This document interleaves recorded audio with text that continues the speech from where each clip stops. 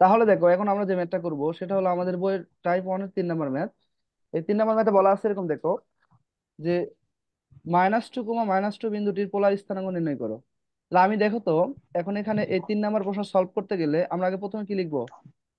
আমরা প্রথমে লিখবো গিভেন ডাটা। ঠিক আছে, আর প্রথমে কি করবো বলো তো, গিভেন ডাটা লিখে নিব। তাহলে গিভেন গিভেন ডাটা ডাটা দেখো তো, যে স্থানাঙ্কটা দেওয়া আছে, এখানে দেওয়া আছে এক্স এর মান কত দেওয়া আছে বলো?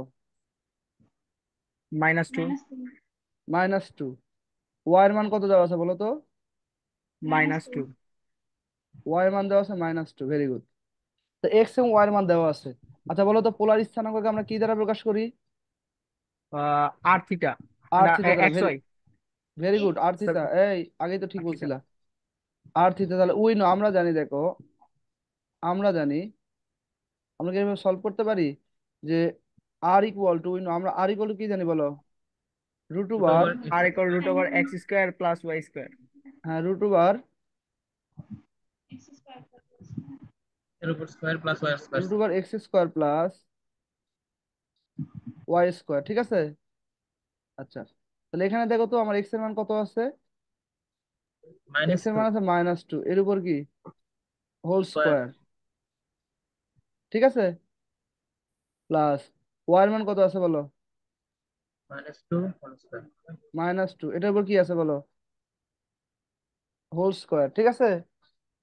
আচ্ছা,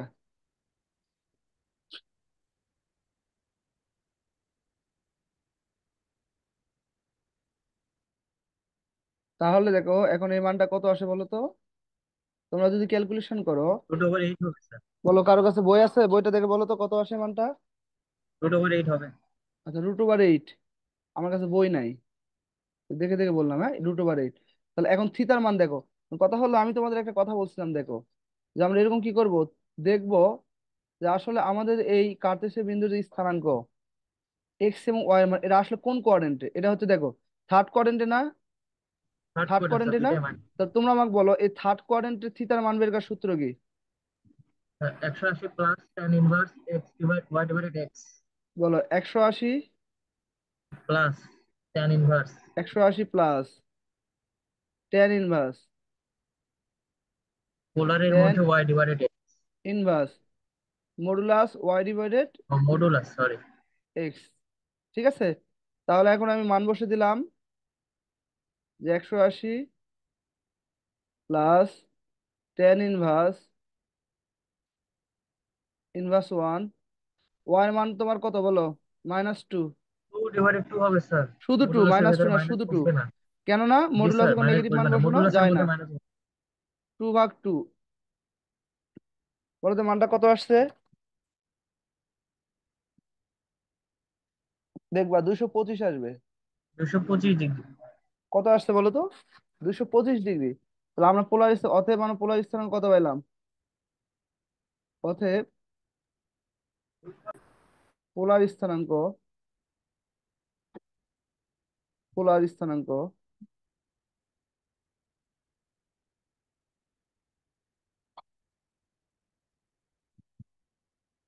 পোলার স্থানাঙ্ক এরকম হবে, দেখো √8, কমা দুইশো কমা পঁচিশ ডিগ্রি 225 ডিগ্রি, ঠিক আছে। এটা আমাদের অ্যান্সার।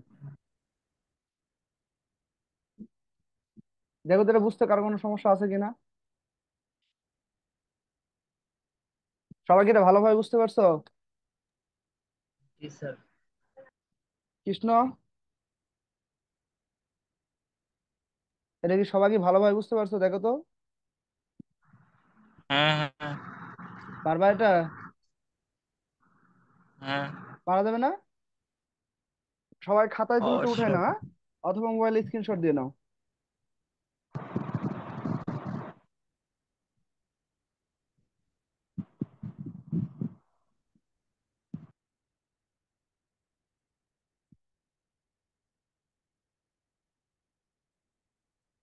সবাইকে উঠানো শেষ?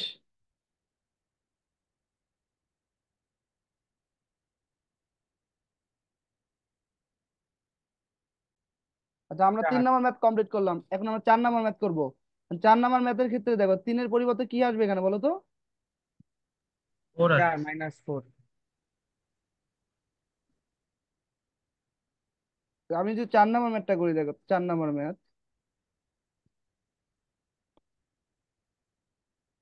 ও 4 নম্বর ম্যাথ, এখানে জাস্ট কি হবে বলো তো, ফোরের পরিবর্তে কি হবে বলো? -4 হবে। আচ্ছা, এখানে হবে -4, এখানে কি হবে বলো? -4। তাহলে এটা কোন ঘরে আছে? থার্ড কোয়াড্রেন্টে আছে, ঠিক আছে। তাহলে এখানে হবে 4, এখানে কত হবে বলো? ফোর। 4। আর এখানে 4 4 16 যোগ 16 32, রুট ওভার কত হবে বলো? 32। আর 32। এখানে কত হবে? 4 এখানে ডিভাইডেড 225-এ আসবে। 4। তাহলে 4। এখানে এটা কত হবে বলো তো? 225 ডিগ্রি। আর দুশো আর এর পঁচিশ মান ডিগ্রি কত আসবে। হবে? √32। তাহলে এখানে কত হবে? 32। এত এই অ্যান্সার হয়ে গেছে, দেখো এই যেটা অ্যান্সার। ঠিক আছে, পারবা? জি তাহলে এটা ভাইয়া। হলো কত নাম্বার বলো? এর আগে যে ম্যাথ করালাম ওটা হলো টাইপ 1 এর বইয়ের 3 নম্বর ম্যাথ। আর এখন যেটা করালাম এটা টাইপ 1 এর কত নাম্বার? 4 নাম্বার। সবকিছু সেম থাকবে, শুধু ডাটা আলাদা, ঠিক আছে। পারবা তো? ইনশাআল্লাহ। আচ্ছা, এখন আমরা ম্যাথ করব, দেখো এরপরে হচ্ছে যে ম্যাথটা আছে সেটা হলো 6 নম্বর ম্যাথ। 5 তোমরা পারবা, 5 নম্বর ম্যাথ খুবই সহজ। 6 নম্বর ম্যাথটা তোমরা দেখো। আচ্ছা, 6 নম্বর ম্যাথ কি তোমরা দেখতে পাও? জি ভাইয়া। বলো তো 6 নম্বর ম্যাথে কি বলা আছে? যে নিম্নে আহ কার্তেশীয় আকারের সমীকরণটিকে পোলার আকারে এবং পোলার আকারের সমীকরণটিকে কার্তেশীয় আকারে প্রকাশ করো। ঠিক আছে না? দেখো তো, মানে এরকম বলছি দেখো, যে কার্তেশীয় আকারের সমীকরণকে পোলার আকারে এবং পোলার আকারের সমীকরণকে কিসে প্রকাশ করতে বলছে? কার্তেশীয় আকারে। তাহলে 1 নম্বর প্রশ্নের সমাধান যদি আমি করি, ধরো 1 নম্বর প্রশ্নের সমাধান করব, ঠিক আছে। আচ্ছা, এক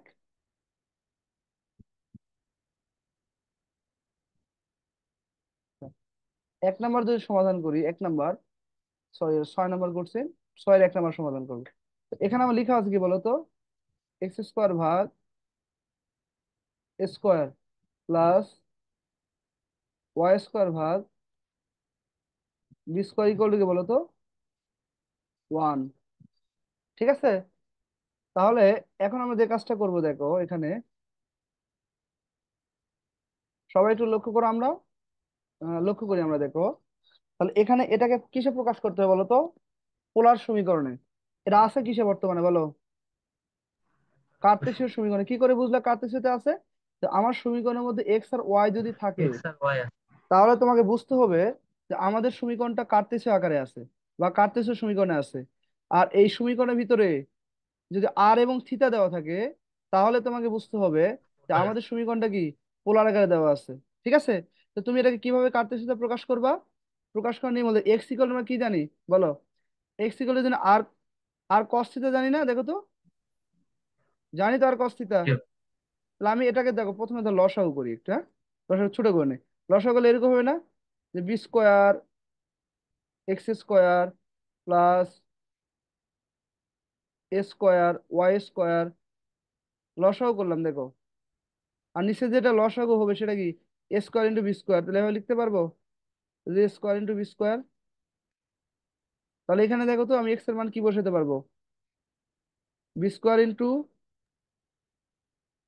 r² cos cos² theta plus a² r² sin² থিতা, sin² থিতা। ঠিক আছে, ইকুয়াল টু কি হবে বলো?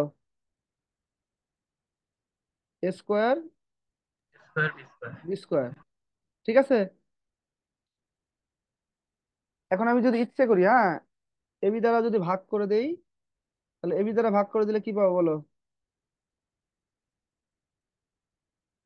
তাহলে ভাগ করে দিলে হবে, না দিলে এটাই আমাদের সমীকরণ হয়ে গেছে। এবি দ্বারা ভাগ করে দিলে আমার এরকম হবে দেখো, যে আর স্কোয়ারটা কমন নিলাম, নিলে এরকম হবে দেখো, r² cos theta divided, sorry B square আছে এখানে, স্কোয়ার হবে। Square plus R square sine square theta divided কি বলো, divided B square equal to কি বলো, এবি দ্বারা যত উভয় পক্ষে ভাগ করছি 1। এটাই আমাদের অ্যান্সার। যেহেতু পারা যায় কিনা, মানে মোট কথা হলো যে এই সমীকরণ থেকে এক্স ওয়াই, ওই এক্স এবং ওয়াই কে ভ্যানিশ করে এক্স ওয়াই এর পরিবর্তে যখন আমি আর কস থিটা এবং আর সাইন থিটা লিখছি, তখন এই সমীকরণটা আমার পোলার কনভার্ট হয়ে গেছে। আর বাকি যে ক্যালকুলেশন তুমি যতটুকু করতে পারো, তোমার ইচ্ছা, তুমি যতটুকু পারবা করবা, কোনো সমস্যা নাই, ঠিক আছে? সবাই কি বুঝতে পারছো ক্লিয়ার এটা? দেখো তো।